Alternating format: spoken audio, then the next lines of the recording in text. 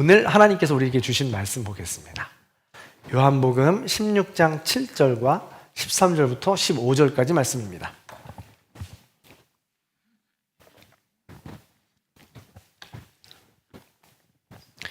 요한복음 16장 7절과 13절부터 15절입니다.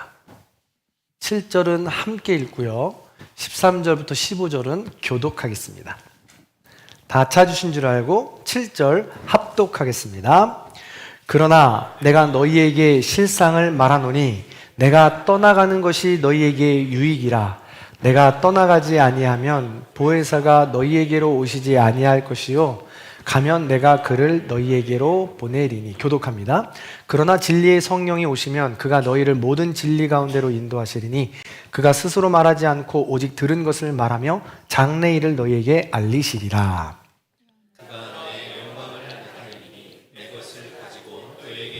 함께 있습니다. 무릇 아버지께 있는 것은 다 내 것이라.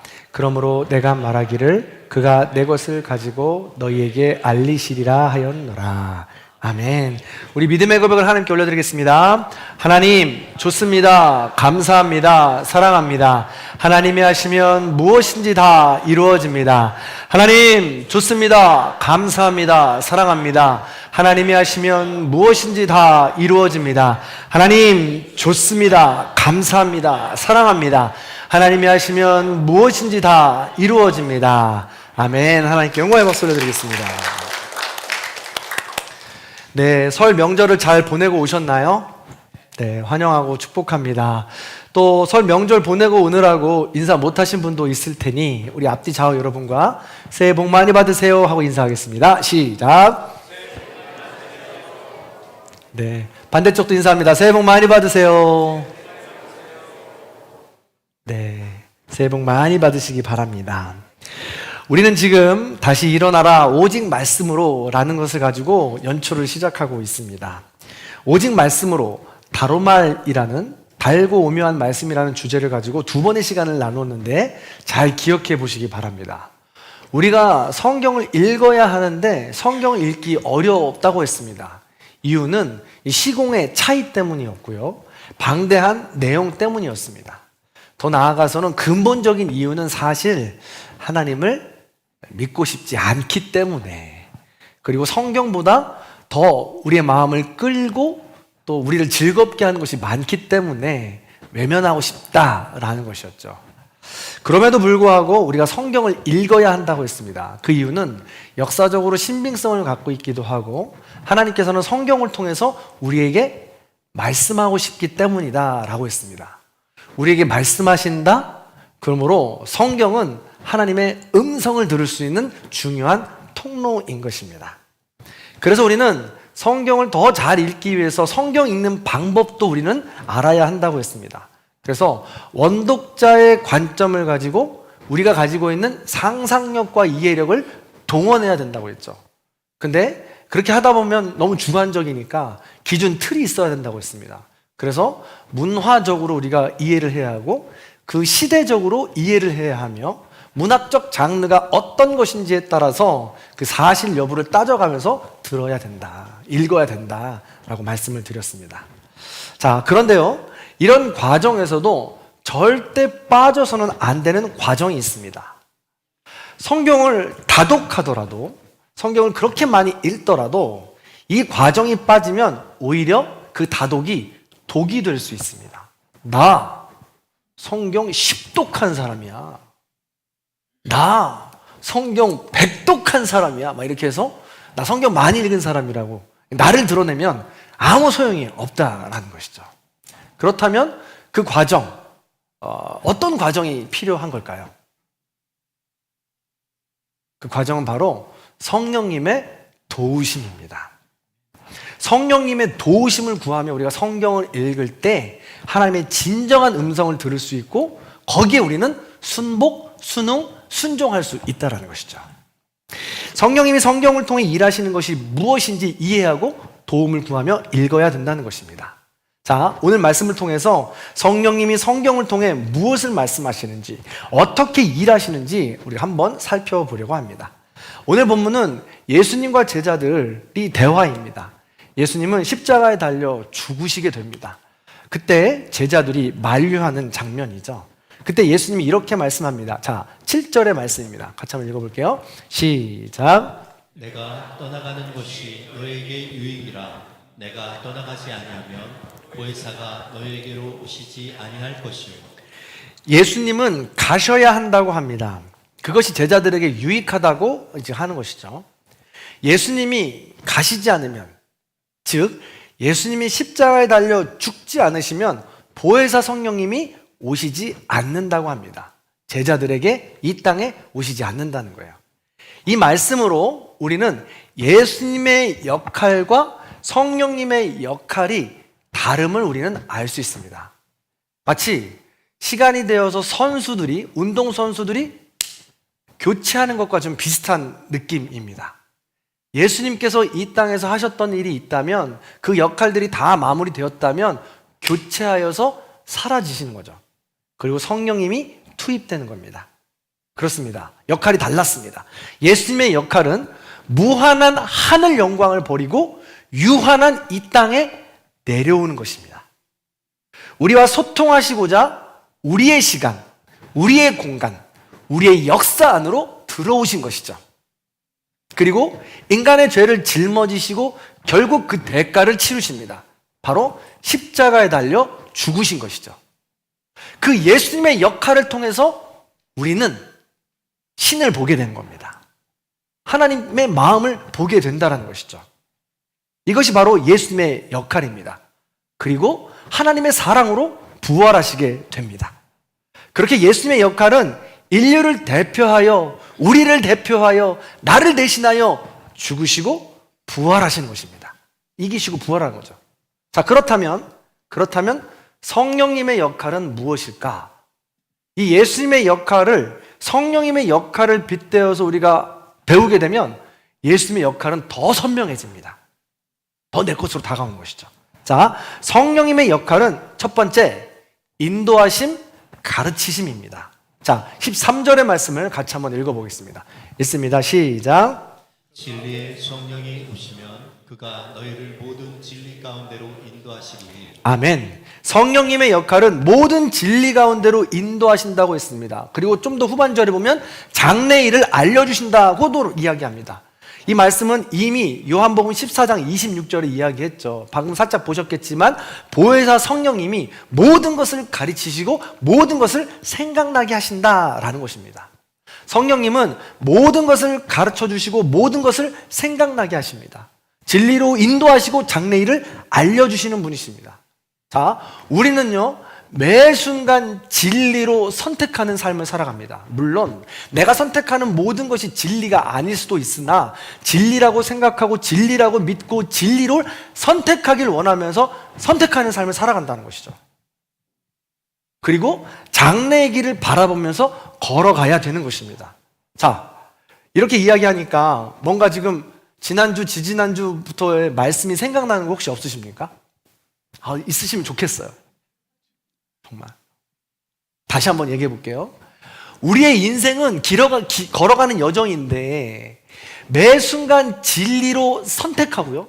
우리에게 다가오는 모든 순간들을 진리로 선택하고 장래의 앞길을 바라보면서 걸어가는 것입니다. 이게 바로 성령님께서 우리에게 해주시는 역할인 거죠. 자, 혹시 생각나시는 말씀은 시편 119편에 보면 주의 말씀은 내 발에 등이요 내 길에 빛이라고 그랬습니다. 성경 말씀은 우리의 코앞을 비추는 손전등과 같다고 했습니다. 성경 말씀은 우리의 길 끝에, 인생 끝에 여정을 비춰주는 그 길 끝에 등대빛과도 같다고 했습니다. 그래서 성경 말씀은 하루하루 우리를 인도할 뿐만 아니라 우리 인생의 종착역까지 우리를 안내하는 안내서다라고 말씀을 드렸습니다. 그런 의미에서 우리 인생의 코앞부터 종착역까지 길잡이가 되어주시는 거죠. 그런 의미에서 이렇게 보니까 성경의 역할과 성령의 역할이 같다라는 것입니다. 같다라는 것이죠. 성령님은 모든 것을 가르쳐 주십니다. 모든 것을 생각나게 하십니다. 우리가 평소에 읽었던 말씀, 우리가 평소에 암송했었던 말씀, 이 말씀을 통해서 생각나게 하시고 알려주시고 시기적절하게 깨닫게 해주신다는 것이죠. 바로 성령님의 역할이요 하나님의 음성입니다. 자, 두 번째 성령님의 역할은 하나님 예수님을 알려주시는 분이십니다. 중요한 역할이죠. 성령님은 우리를 모든 진리 가운데로 인도하신다고 했습니다. 그렇다면 진리란 무엇입니까? 진리가 뭐죠? 나는 길이요 진리요 생명이니. 여기서 나는 누구라고요? 예수님이십니다. 예수님이 진리이신 거죠. 예수님은 죽음으로 대표되는 인간의 유한한 시간, 인간의 유한한 공간 안에 오셔서 그것을 이길 수 있는 삶을 보여주셨습니다. 그래서 참 생명이요, 참 진리요, 참 사랑이 되는 것입니다. 저와 여러분은 죽음이라는 테두리 안에 갇혀 있고 죽음이라는 이 원리 안에 갇혀 있습니다. 어떻게 하면 이 사망, 권세, 죽음을 이길 수 있을까? 어떻게 하면 이 저주라고 불리는 이 죽음을 내가 벗어날 수 있을까? 사실은 지금 그렇게 그것을 위해서 살아가는 거 아니겠습니까? 그런데 이미 예수님께서 그 죽음을 이기시고 부활하셔서 살아나신 것을 우리에게 보여주셨고 그 길을 걸어가 주셨다는 것입니다. 그러니 예수님께서는 진리가 되시는 겁니다. 그래서 우리는 그 예수님의 길을 따라 걸어가는 것이죠. 이처럼 그런데 예수님의 역할은 유한한 존재였다고 말씀드렸습니다.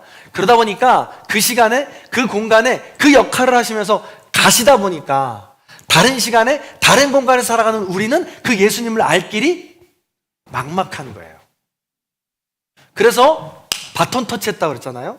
그 역할을 맡아서 해주시고 예수님은 승천하셨는데 바톤 터치하신 성령님께서 오셔서 시간을 초월하시고 공간을 초월하신 그 성령님께서 오셔서 바로 오늘 여기에 이 자리에 우리에게 말씀하시는 겁니다. 예수님이 어떤 분이신지 말씀하시는 겁니다. 그 역할이 바로 성령님의 역할이다라는 것이죠. 뿐만 아닙니다. 14절과 15절도 우리 함께 읽어보겠습니다. 자, 14절, 15절 같이 읽어봅니다. 시작. 그가 내 영광을 나타내니 내 것을 가지고 너에게 알리시겠습니다. 무릇 아버지께 있는 것은 다 내 것이라.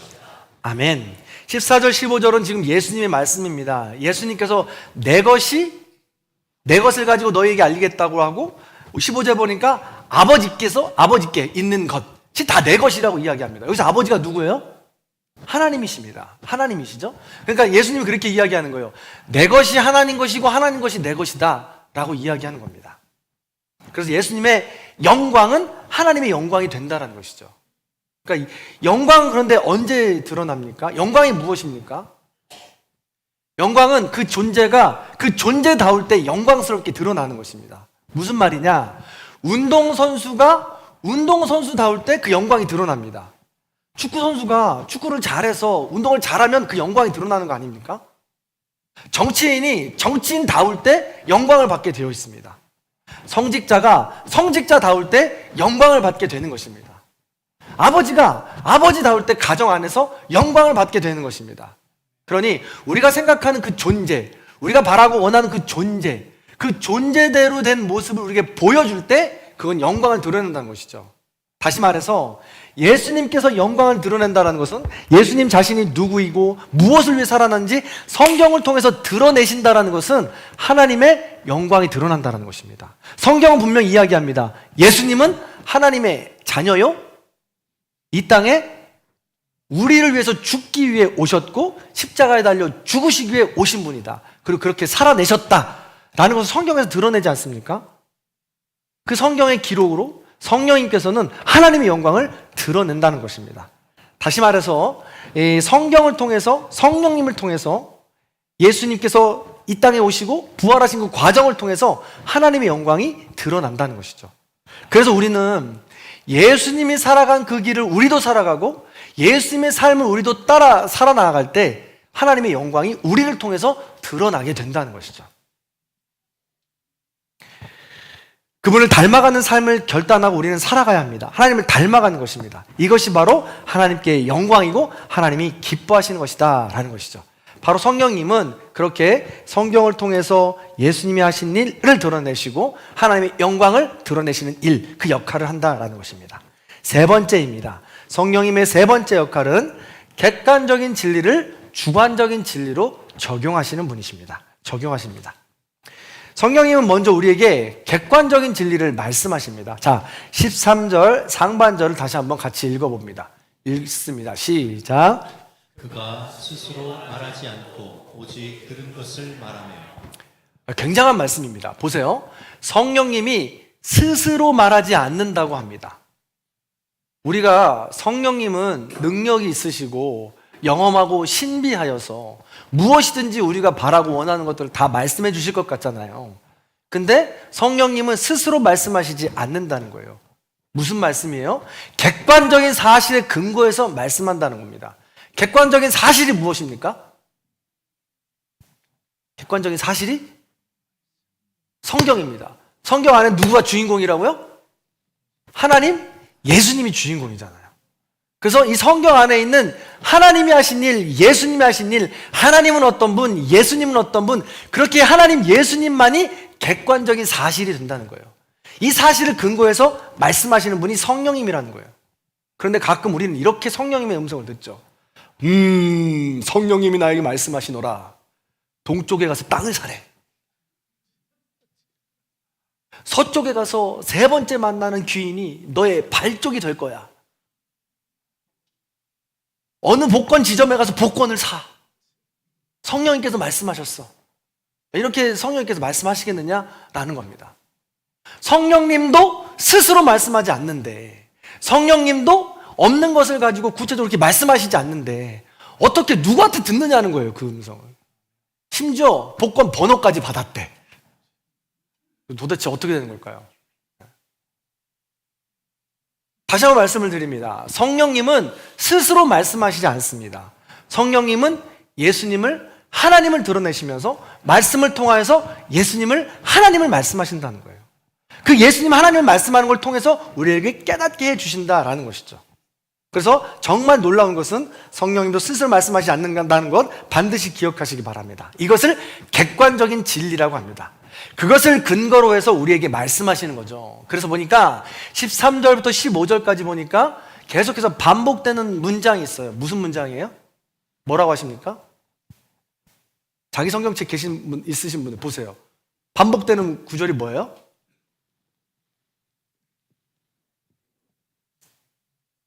뭘까요? 너희에게 알리시리라.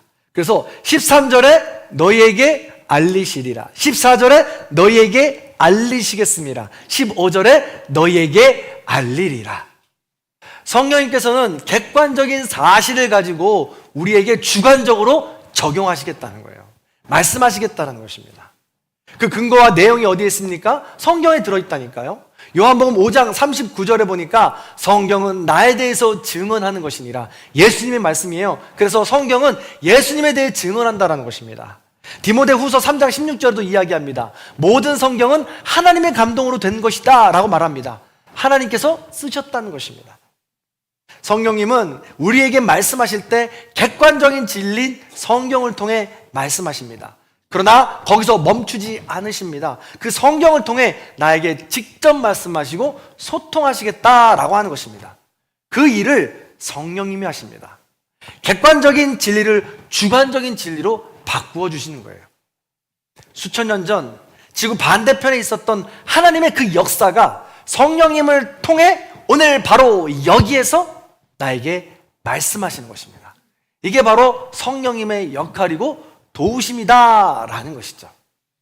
자, 그렇다면 이렇게 성령님의 역할이 성경을 통하여 하나님, 예수님 그 음성을 듣는 것이라면 우리는 어떻게 해야 할까요? 나의 역할은 무엇일까요? 성령님의 도우심을 구해야겠죠. 성령님의 도우심을 구한다는 것을 구체적으로 몇 가지만 살펴보도록 하겠습니다. 여러 가지가 있겠지만 첫 번째로는 믿음입니다. 믿음. 누누이 저는 말씀을 드리지만 믿음은 나의 의지에 따른 선택이라고 했습니다. 성경을 통해 성령님께서 말씀하신다는 사실을 믿는다면, 정말 믿는다면 행함까지 나아가는 것입니다. 물에 빠져 죽는 사람이 살아날 것을 믿기 위해서 믿는다면 던져진 밧줄을, 로프를 잡는 행위까지가 있어야 된다는 것이죠. 그래서 하나님이 나의 아버지 되심을 믿어야 합니다. 그럼 나는 하나님의 자녀임을 믿게 됩니다. 그러니 아버지 되신 하나님께 물불 안 가리고 다 구할 수 있겠죠. 더 나아가 하나님이 나의 주인 되심을 믿어야 합니다. 그럼 나는 하나님의 종이 되겠죠. 그럼 무슨 일에도 우리는 순종할 수 있어야 합니다. 그것을 믿는다면 순종할 수 있는 것이죠.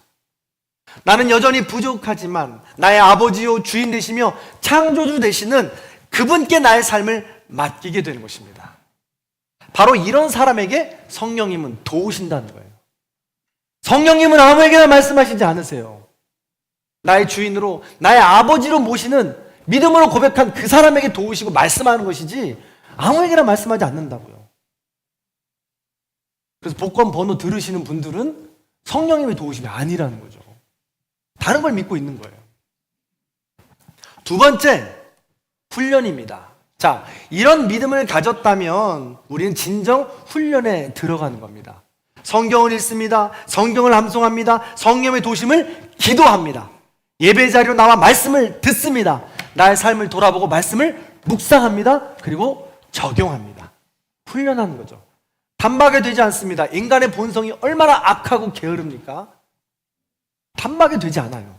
그렇기 때문에 우리는 수도 없이 훈련해야 되는 거죠. 여러분 아십니까? 사람이 일정한 연령에 다르면 아무것도 하지 않아도 단백질, 우리 몸에 있는 이 근육들이 사라진다는 거예요.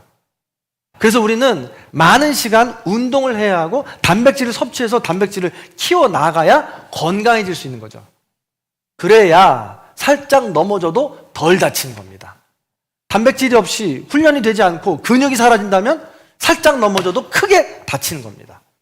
그렇기 때문에 우리는 훈련을 해야 되는 거죠. 영적인 것도 마찬가지입니다.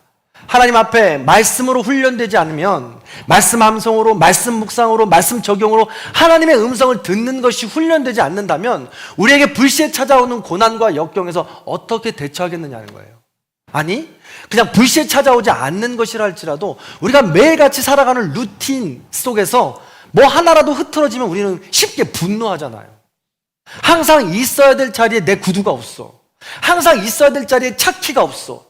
항상 있어야 될 자리에 휴지가 없어. 별거 아닌 거 이 일상 속에서 우리는 분노하잖아요. 누구야? 왜 안 채워놔? 어디 갔어? 그게 우리의 모습 아닙니까? 그렇기 때문에 우리가 말씀으로 늘 훈련이 되지 않으면, 이 근육을 키워나가지 않으면 마음도 쉽사리 다치게 된다는 겁니다. 하나님의 음성을 듣고 싶어하는 성도님들 어떻게 하나님께 잘 집중하고 계십니까? 얼마나 집중하고 계십니까? 하나님의 음성을 듣고 싶어하는 어느 성도가 목사님께 부탁을 했습니다. 목사님은 하나님의 음성을 잘 들으시니까 하나님께 제 소개 좀 해주세요. 저 이런 기도 제목이 있는데 꼭 좀 제 기도 제목도 좀 알려주세요. 부탁드려요. 목사님께서 대답합니다. 깨름직하지만 네, 알겠습니다. 대답을 하니까 이 성도님도 기쁜 마음으로 돌아갑니다. 그리고 다음 주에 다시 만났죠. 쪼르르 달려가서 목사님께 이야기합니다. 목사님, 어떻게 하나님께 저 좀 소개시켜 주셨나요? 근데 목사님이 쉬지도 않고 대답합니다. 네, 성도님, 하나님께 소개시켜 드렸죠. 우리 하나님께서 뭐라고 하시던가요? 하나님께서 이렇게 대답하시더군요. 성도님, 전화 좀 끊으랍니다. 내가 계속 전화를 통화 중이라고요. 아주 우스갯소리를 만들어낸 예와 같아요. 그런데 참 마음이 닿지 않습니까? 우리는 하나님께서는요, 성령님의 도우심으로 사시사철 무소부지하신 그 성령님께서 매 순간 어디에 계시는 성령님께서 우리에게 말씀하시고자 하는데, 이 와이파이를 잡고자 하시는데 우리 지금 딴 데 전화하잖아요.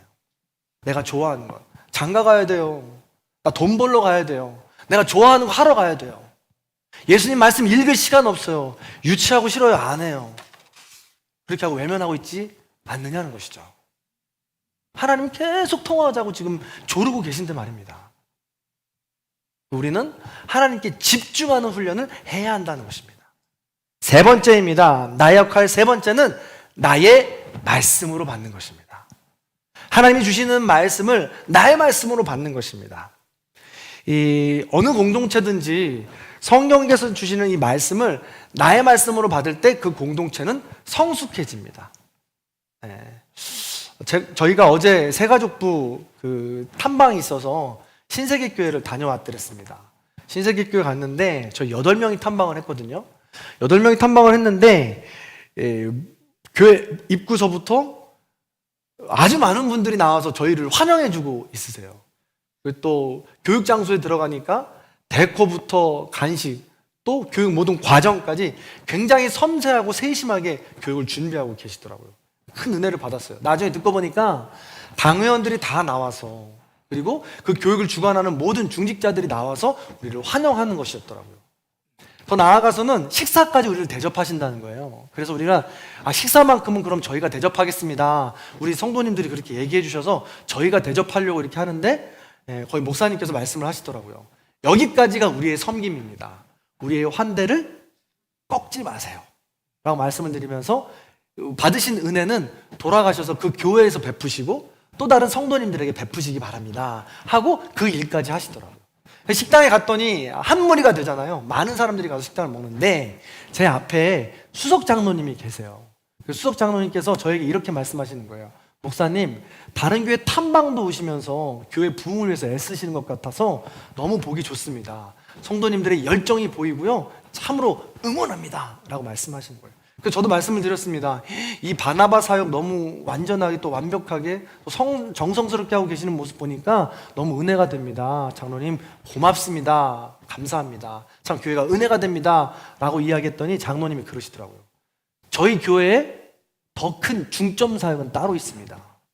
그 사역은 나의 말씀으로 받기 말씀 사역입니다. 그러는 거예요. 그래서 전 교인이 매일같이 같은 말씀으로 같이 묵상하고 나의 말씀으로 받는다는 것입니다. 그래서 때로는 실제로 이야기해요. 같은 테이블에 담임 목사님까지 동석한 거예요. 그럼에도 불구하고 이야기하는 거예요. 목사님, 담임 목사님께서 이야기하는 것이 왜 날마다 좋기만 하겠어요? 싫은 것도 있고 아닌 것 같은 것도 있죠.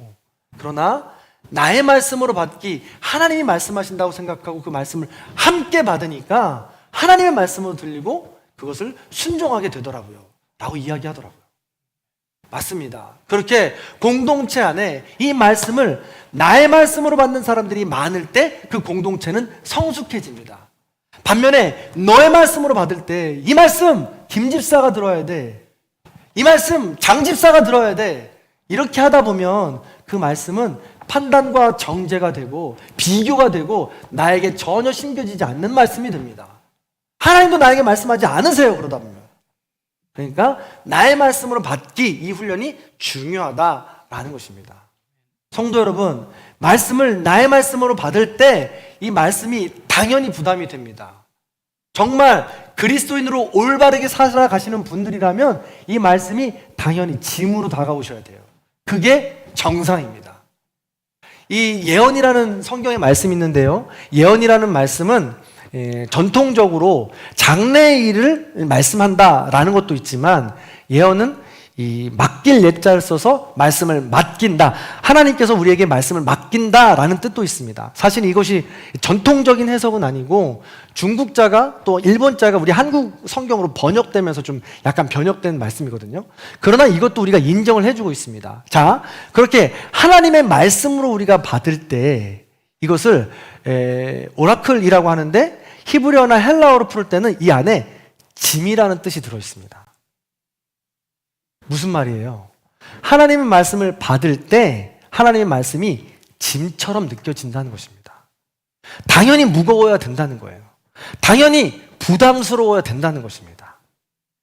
그 부담스러운 과정을 지나가면서 근육으로 키워서 그 무거운 짐도 넉넉하게 질 수 있어야 하나님의 귀한 자녀, 하나님의 음성을 들을 수 있는 자녀가 된다는 것입니다. 사랑하는 성도 여러분, 말씀을 마무리하려고 합니다. 성령님은 성경을 통해 우리에게 말씀하십니다. 시공을 초월하여 하나님과 예수님을 드러내시며 진리와 장래일을 오늘 가르치십니다. 그리고 군중을 초월하여서 객관적인 진리를 주관적인 진리로 바꾸시면서 나에게 말씀하십니다. 그러니 성도 여러분, 하나님의 자녀이자 종으로서 그 말씀 받기를 믿음으로 축원합니다. 훈련의 자리로 나아가 집중하여서 나의 말씀으로 받으시기를 축원합니다. 그렇게 하나님의 음성을 듣고 성숙한 존재로 거듭나는 이번 사순절이 되기를 간절히 소망합니다. 매번 사순절이 그렇지만 이번 사순절 기간에 말씀에 집중해 보길 원합니다. 우리나라 흔한 표현 중에 먹다라는 표현이 있습니다. 이 말을 굉장히 많이 쓰죠.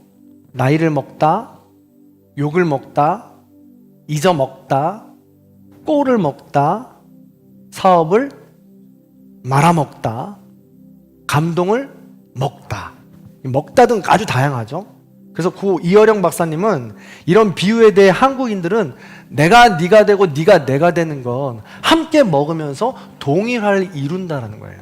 이런 그런 감정의 이 해소 그리고 감정의 이어짐이 우리 고유한 민족에 있다는 것입니다.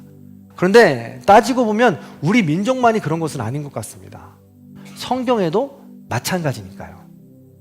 달고 오묘한 말씀이라고 그랬습니다. 성경을 먹는 것입니다. 그래서 이 성경을 먹으면서 우리는 성경과 하나가 되는 것이죠. 감정을 나누는 것입니다. 예수님도 말씀하셨습니다. 최후의 만찬을 통해서 빵을 떼시면서 이 빵을 먹으라고 하셨죠. 포도주를 나눠주시면서 이 피를 먹으라고 하셨습니다. 그러니 예수님의 살과 피를 먹으면서 예수님과 하나가 되는 것입니다. 이번 사순절 기간 동안에 우린 말씀 없이 살 수 없습니다. 이것을 깨닫게 하시는 분이 바로 성령님이라는 거예요. 더욱 놀라운 것은 성령님은 우리에게 그렇게 가르치시고 말씀하실 뿐만이 아니라 오늘 우리를 도우신다는 것입니다. 그래서 로마서 8장 26절에 보면 이와 같이 성령도 우리 연약함을 도우시나니 우리가 마땅히 빌 바를 알지 못하나 오직 성령이 말할 수 없는 탄식으로 우리를 위하여 친히 간구하신다고 했습니다. 그렇습니다. 성령님 너무 멋지신 분입니다. 우리를 가르치시는 교사이기도 하지만 때로는 우리의 모든 것을 대변해 주시는 변호사이기도 합니다. 그러므로 우리가 어떤 상황이든지 어떤 여건이든지 어떤 입장이든지 다 이해하신다는 거예요. 그러므로 성령님의 도우심을 구하고 말씀을 먹고 나의 말씀으로 받아서 우리는 거듭나는 삶을 살아가야 된다는 것입니다. 그런 사순절이 되길 바랍니다. 우리가 새벽마다 잠언을 나누고 있어요. 잠언을 나누고 있는데 31장까지 우리가 금요일까지 다 마무리를 했습니다. 마무리를 하다 보니 큰 줄기는 이렇더라고요. 계속 반복이 되는 게 하나님을 경외하는 것이 지혜의 근본이라는 것입니다. 그러니 어디에도 흔들리지 말고 물은 네 마음을 지키라는 거예요. 생명의 근원이 거기서 나니까. 그런데 중요한 구체적인 특징은 네 말을 지키라는 겁니다. 그래서 말하기를 더디하고 듣기를 속히 하라는 거죠. 경청하고 말하기를 더디하라는 겁니다. 그리고 적절한 말을 아예 하지 말라는 것이 아니에요. 적절한 때 말하는 것은 은쟁반의 사과와 같다고 이야기합니다. 더 나아가서 저는 깜짝 놀란 것은 칭찬은 사람을 다루느니라 라고 이야기합니다. 사람의 사람됨을 다룬다고 이야기해요. 그래서 우리가 칭찬할 때에도 무조건 칭찬하는 것이 아니라 칭찬을 받는 사람은 칭찬을 받는 그 모습을 어떻게 표현하느냐에 따라서 그 사람의 됨됨이가 드러난다고 합니다. 저희 딸이 이런 말을 해요. 학교에 갔는데 친구들과 얘기하다 보니까 부모님들이 부부싸움을 그렇게 한다는 거예요. 그런데 부부싸움의 정도가 굉장히 강도가 세다라고 이야기해요. 근데 우리 딸은 아무 말도 못했대요. 왜요? 저희 부부는 그렇게 안 싸우거든요. 거짓말이죠. 어떻게 안 싸웁니까? 어떻게 안 싸워요? 우리도 수도 없이 싸우죠. 그러나 큰 소리를 내지 않을 뿐이고 몰래 숨어서 싸우는 거죠. 그런데 그 이야기를 들으니까 그래도 우리가 듣기를 속히 하고 말하기를 더디하며 살았나 보다 라면서 이렇게 자기 만족감에 취했습니다. 근데 제가 잠언 31장을 계속해서 권면하고 새벽마다 묵상하는데 계속 이렇게 말씀해요. 말하기를 더디하라. 은쟁반의 사과같이 하라. 듣기를 속히 하라. 계속 말씀하시는 거예요. 난 그렇게 하고 있는데, 그렇게 하고 있다고 생각하는데, 그래서 우리는 부부싸움도 그렇게 안 하는데. 근데 어느 날 30장 31장을 마무리하면서 현숙한 아내에 대해서 이야기하는데 저는 제가 참는 줄 알았어요. 제가 말을 안 하는 줄 알았어요. 근데 그렇게 이야기하다 보니까 아내가 참고 있는 거더라고요. 그게 깨달아지는 거예요. 사실은 보고 따지고 보자면 우리 큰딸에게도 그렇고 아내에게도 그렇고 저는 교묘하게 말해요. 율법주의자 이 마음이 있기 때문에 목사의 딸로서 잘 컸으면 좋겠어. 목사의 아내로서 잘해줬으면 좋겠어. 이런 마음들이 있어서 구체적으로 이렇게 해라라고 이야기하지 않아요. 가스라이팅 하는 거죠. 아주 은근히. 근데 그 민낯이 잠언을 마무리하면서 저에게 드러나더라고요. 그러니까 굉장히 창피하고 숨고 싶더라고요. 이렇게 말씀을 매 순간 나의 말씀으로 받을 때 마주하고 싶지 않은 내 안에 나를 발견하게 돼요. 그 과정을 지나쳐야 나는 성숙하고 성장하게 됩니다. 여전히 부족하고 여전히 가스라이팅 할 수 있을지 모르지만 이것을 알았으니 이제 말하기를 더 더디하는 거죠. 듣기를 더 속히 하는 거죠. 은쟁반에 사과 같기를 하나님께 기도하는 거죠. 이게 바로 그리스도인의 삶인 것입니다. 이게 바로 성령님의 도우심이고 이런 과정들이 바로 짜릿한 하나님의 음성을 듣는 과정이 되는 것입니다. 부디 사순절 기간을 보내면서 하나님의 음성을 객관적인 진리로 들으시고 주관적인 진리로 해석하셔서 하나님의 음성을 풍성히 누리시는 저와 여러분의 삶이 되시기를 간절히 축원합니다. 그 마음을 담아서 이 찬양 기도하는 마음으로 찬양하겠습니다.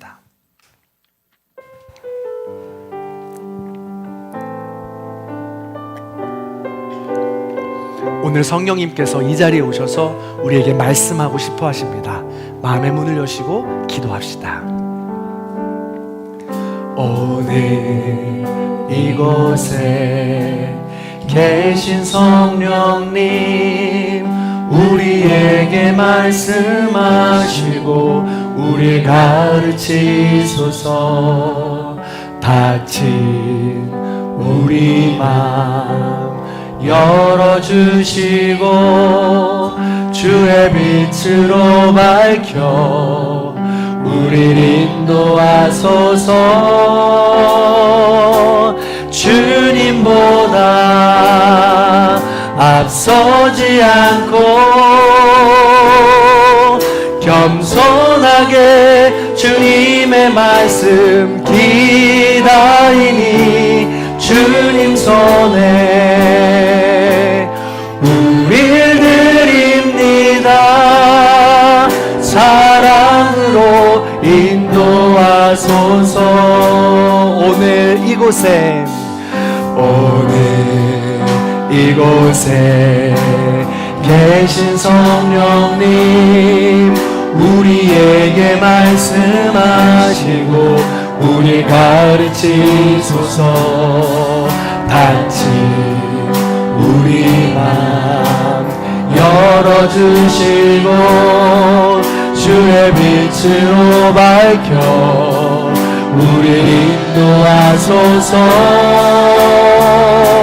주님보다 앞서지 않고 겸손하게 주님의 말씀 기다리니 주님 손에 우릴 드립니다. 사랑으로 인도. 한 번 더 찬양합니다.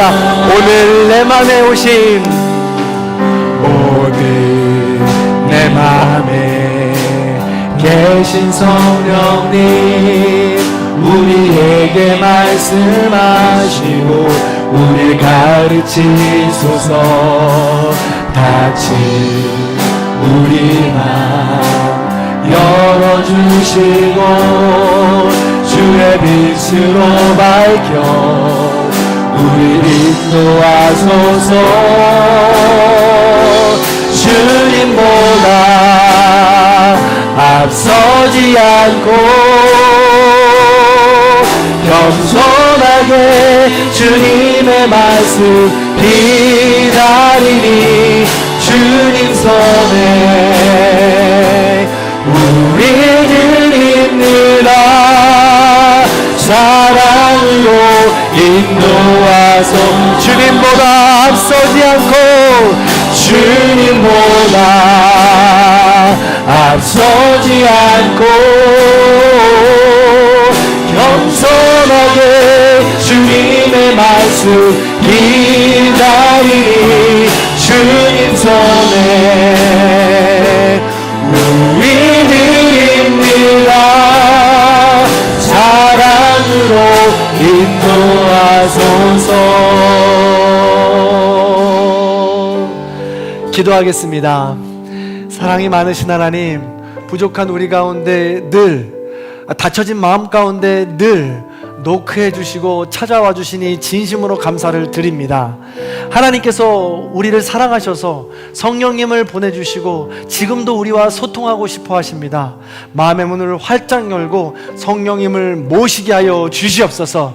믿음으로 고백하게 하시고 결단하게 하여 주시옵소서. 온전히 하나님께 집중하며 훈련할 수 있는 우리가 될 수 있도록 도와주시옵소서. 나의 말씀으로 받을 수 있도록 인도하여 주시옵소서. 그리하여 우리의 삶 가운데 매번 넘어지는 그 속에서 매번 무감각하게 나의 뜻대로 살아가는 우리의 모습 속에서 하나님의 말씀을 민감하게 반응할 수 있도록 인도해 주시고 그리스도의 장성한 분량까지 성숙한 변화의 자리로 나아갈 수 있는 우리 모두가 될 수 있도록 도와주시옵소서. 주님, 여전히 내 편견 때문에, 내 경험 때문에, 나의 욕심 때문에, 나의 안일함 때문에 주님의 말씀을 외면합니다. 항상 그 자리에서 넘어지는 그곳에서 넘어집니다. 그건 우리를 불쌍히 여겨주시고 오직 성령님의 도우심을 구하며 하나님께 말씀을 들을 수 있도록 인도해 주시고 나의 말씀으로 받으며 하나님의 음성을 듣고 깊이 변화될 수 있는 거룩한 삶이 될 수 있도록 도와주시옵소서. 사순절 첫째 주일을 우리가 보내면서 시작합니다. 매 순간 다로말 통독과 다로말 암송과 동전 모으기의 그 말씀을 통하여서 하나님의 음성을 들을 수 있도록 인도해 주시고 그렇게 도우심을 구할 때 민감하게 반응하고 하나님의 음성에 따라 순종할 수 있는 우리 모두가 될 수 있도록 도와주시옵소서. 여전히 쓴 뿌리 가운데 내 뜻대로 살아가는 우리 모든 성도님들이 있습니다. 매일같이 넘어지는 그 삶 속에서 반복되어 넘어지는 나의 모습을 보며 오히려 슬프고 힘들고 좌절할 수도 있습니다. 그러나 성령님은 포기하지 않으시니 성령님의 도우심을 구하고 다시 일어날 수 있도록 도와주시옵소서. 사순절 기간 우리가 부활절을 기다리며 풍성한 열매를 꿈꿀 수 있는 우리 모두가 될 수 있도록 도와주시옵소서. 지금은 우리 주 예수 그리스도의 은혜와 하나님 아버지의 극진하신 사랑과 성령님의 감동, 교통하심의 역사가 성령님을 통하여 성경의 그 객관적인 진리를 우리 주관적인 진리로 나에게 주시는 음성으로 받고 훈련하여 결단하는 우리 모든 성도님들 머리 위에, 원근각차 터져 있는 자녀들과 부모님들 위에, 또한 이 나라의 민족 위에, 전쟁으로 인하여 기후변화로 인하여 지금도 평화를 꿈꾸는 모든 열방 위에 이제로부터 영원토록 함께 하시기를 간절히 축원하옵나이다. 아멘.